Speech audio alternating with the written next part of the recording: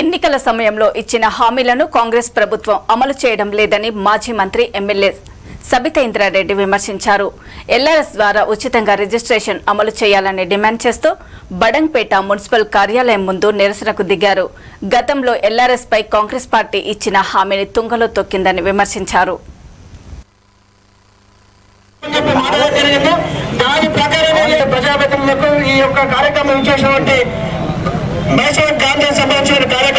కేసీఆర్ గారు ఆయన వేసిన అప్పులు తీర్చడానికి ప్రజల నుండి కోసం చేస్తున్నారని ఒకరు మాట్లాడారు. అందరూ కూడా మాట్లాడుతూ సీతక్క గారు గౌరవ మంత్రి గారు మాట్లాడుతూ కేసీఆర్ గారు దాచుకోవడానికి ఇది ఎల్ఆర్ఎస్ పెట్టిందని మాట్లాడారు.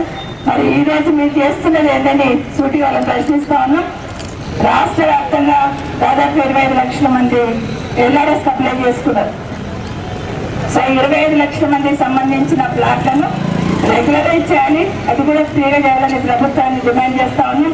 ఖచ్చితంగా కాంగ్రెస్ ప్రభుత్వం కాంగ్రెస్ పార్టీ ఇచ్చిన ప్రతి హామీని ఈరోజు టీఆర్ఎస్ పార్టీ తరఫున ఖచ్చితంగా నిలదీస్తూ ప్రజల పక్షాన పోరాటం చేస్తామని తెలియజేసుకుంటూ ఖచ్చితంగా ఎల్ఆర్ఎస్ ప్లాట్లని ఉచితంగా రెగ్యులరైజ్ చేయాలి.